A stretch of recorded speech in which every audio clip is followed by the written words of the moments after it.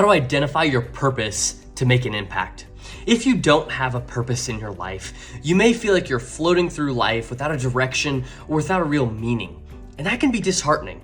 So in this video today, I plan to show you how to identify your purpose so you can make the impact you've always wanted to.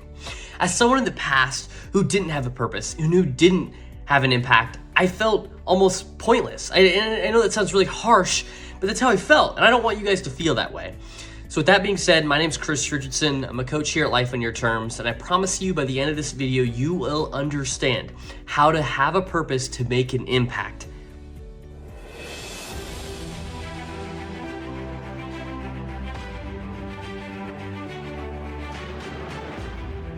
I'm gonna show you how to identify what your purpose could be. From there, after identifying, we're gonna explore and we're gonna look at trying some things. And then from there, we're gonna finally focus on the most important step, which is making it happen. So like I said, the first step in this process is to identify.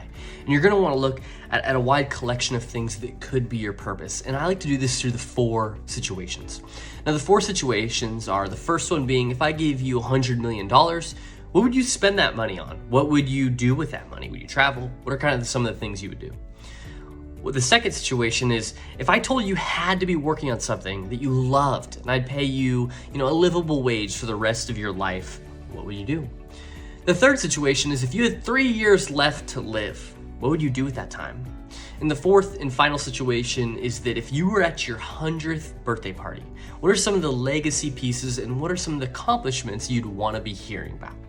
What these 4 situations accomplish is it puts you each in a different situation where you can look at what would you do with your certain finite resource or achievement level. So you want to look at these 4 situations and rank them. With the hundreds of millions of dollars, maybe you'd find you donate or you travel a lot and make the most out of your life, and maybe that's your purpose. With the second piece, with getting paid to work, you may find that you want to be a missionary or you want to do something in nature, something like that.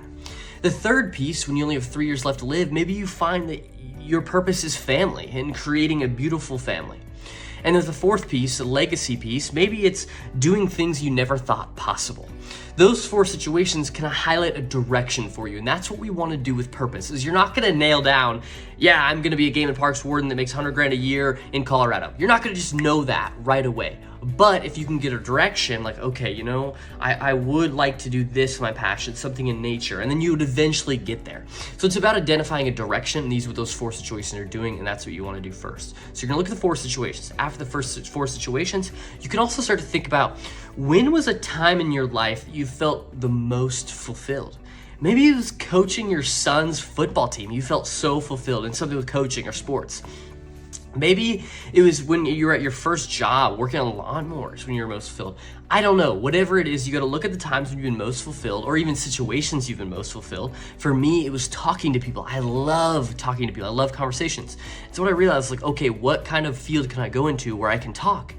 Coaching, therapy, stuff like that. That's where I arrived here. So you gotta just continue to narrow that direction down. So first 4 situations, then look at when you've been most fulfilled. And the final thing you can do is that realize that this will not be your final form. Like I said, with the game and parks thing in Colorado, you wouldn't have that right away. And for me, it's the same example. So it's like, I went from, I like talking to people. Okay, what fields can I start to talk to people in?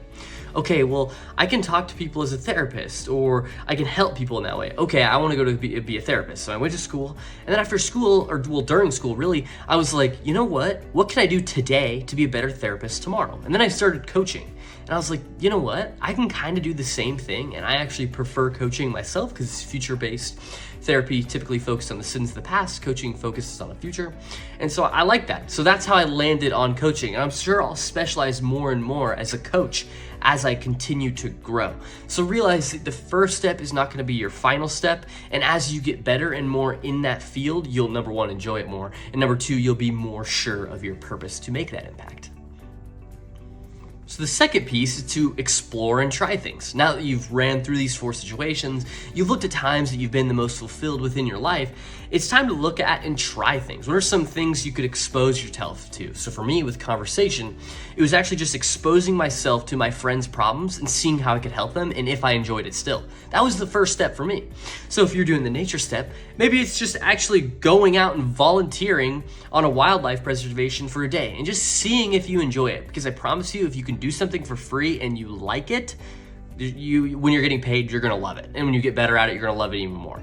My coaching example, what I did when I first started coaching is I'm like, okay, I'm gonna give a lot of these units away for free so I can see if I like it, number one, and I can get better at my skill. And I loved it. I didn't look at the time, I didn't look at it, so I knew it was the right place for me. So see what you can do. I would encourage you to volunteer and try things, because if you're doing it for free and you love it and it's the first step, you're gonna love it more when you even get further into it. So once you've taken the 4 and kind of brainstorm situations, brainstorm the things you can do with them, it's time to also reflect and journal on the things you enjoy. So if you go volunteer at that place, well, you really enjoyed interacting with the animals, but you didn't enjoy being outside all day. Okay, what information does that give you? For me as a coach, what kind of modalities do I enjoy teaching? Who do I enjoy working with? It gives me more information.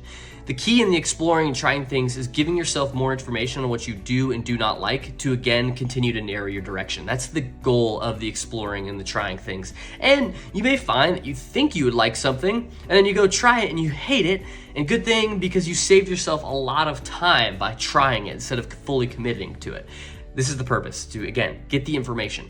After you've gotten that information, seeking some feedback can be helpful, some from friends, from family, from mentors. And the key with seeking this information is you don't do it to get their opinions, but sometimes talking back and forth about your experiences, you'll notice you'll say some things, you'll be like, oh my gosh, that's a great idea. So you'll hear yourself say things that are great ideas. At least that's what I found in my experience, and that's why I think it's so valuable coaching and therapy, is because you hear yourself say things. So that's what you want to do, is seek that feedback, and once you've taken those 4 and tried some things and explored some things. Now, the third and final piece to this is execute and make it happen. And with execution, you're gonna need to continue to develop your high skills within that area to make that impact. So when you execute, you wanna identify the strengths and what to get better at. Maybe with nature, you're already really good with animals and you could get better with land. Or maybe me as a coach, I am really good at talking to young people, but not so much old people, or whatever the case may be. You wanna ask yourself, what are the things you're good at and what are the things you can get better at so you continue to make that really high impact. After you've identified your strengths and things to get better at, you can then start executing and laying out things, maybe in daily, weekly, or quarterly goals on things you want to improve on the things you're not as good at. After you've done that, you can then research problems. What do people struggle with? So maybe there's not so much of a need for a wildlife preservation person, but they really need someone at the zoo or something like that. You know, some crazy example like that. You can start to research problems people have and get a market fit. So because I would not encourage you to just think about your purpose based upon the market, but actually, think about your purpose, what you can do, and then look for market problems you can solve within those purpose.